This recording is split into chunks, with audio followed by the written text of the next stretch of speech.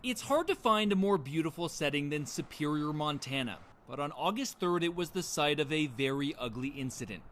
According to the police affidavit, 39-year-old Army veteran Curt Brockway picked up a 13-year-old boy by his throat and slammed him onto the ground, all because he was wearing a hat during the National Anthem at the county rodeo.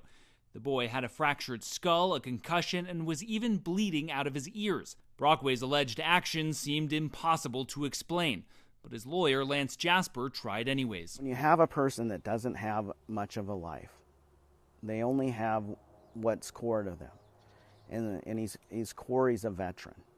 And so he's going to listen to whoever he identifies with. President Trump has had tough criticism for recent high-profile protests during the national anthem. You have to stand proudly for the national anthem. Well, you shouldn't be playing, you shouldn't be there. Maybe you shouldn't be in the country.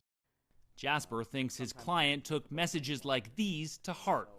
But what makes you think, though, that he's being influenced by the White House specifically and not just sort of a blind patriotism? It simply boils down to his statements. He understood that everybody is to observe the national anthem. The incident quickly became a lightning rod. Jasper has the hate mail to prove it. Maybe this attorney of yours, Lance Jasper, will have some integrity, honor, and patriotism and address the idea that this kind of behavior is actually not patriotic, that being a disabled veteran is not an excuse for assaulting people. Jasper, how can you possibly defend this that slammed this kid and then blame the president?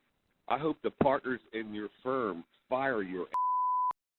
Jasper says other messages have been threatening. What's missing amongst all the outrage is context. Veterans Affairs diagnosed Curt Brockway with a traumatic brain injury after he suffered a car accident in 2001 while enlisted in the Army. His lawyer says in some ways his cognitive abilities are at a third grade level. He can't read the legal documents in this case. No, it has to be explained to him. His lawyer also says he struggles with impulse control, a trait typical of people with similar brain injuries. Does he understand that he's done something wrong here? Yes. How do you know that? Because he feels terrible for the little boy.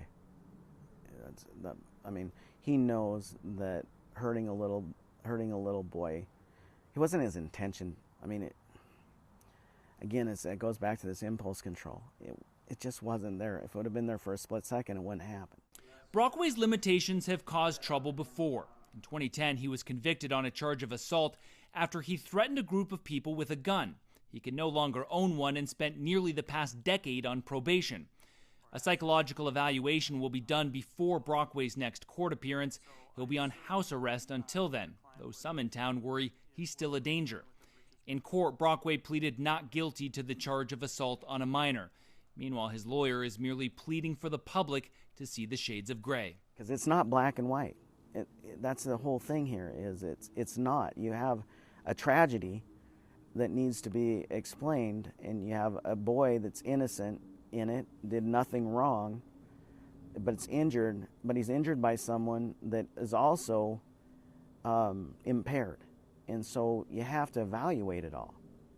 Scott McLean, CNN, Superior, Montana.